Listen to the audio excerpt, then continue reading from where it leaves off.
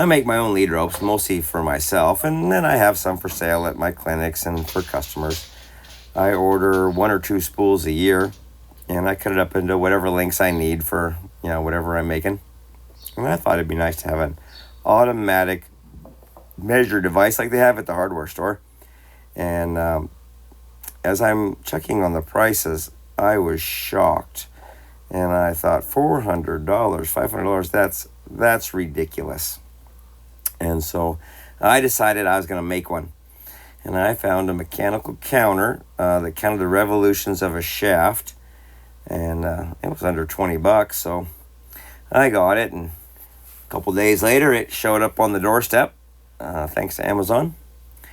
And I kind of figured out what I was going to need for it. I measured, calculated the diameter of a wheel that I was going to need to measure feet.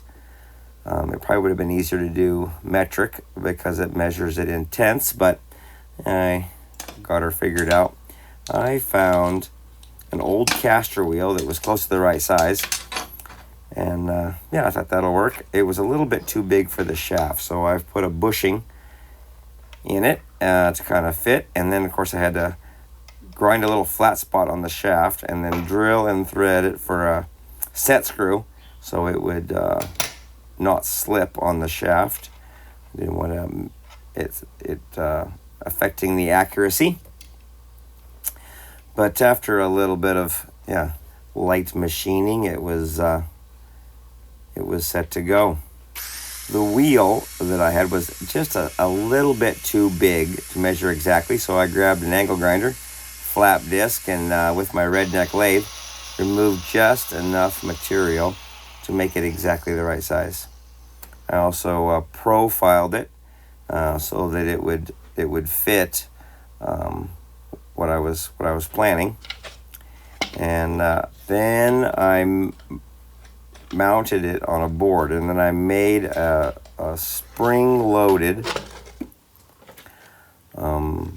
I didn't want the rope to slip, so I added a spring-loaded guide to keep the wheel from slipping and keep the rope in good contact with the wheel, and that's why I made that wheel, kind of profiled the edge of it the way I did to fit inside that angle iron. A little extra spring that I had in my bulk spring box, and then mounted that counter to a good piece of plywood there, a little scrap I had. Got her all aligned and exactly where I wanted it.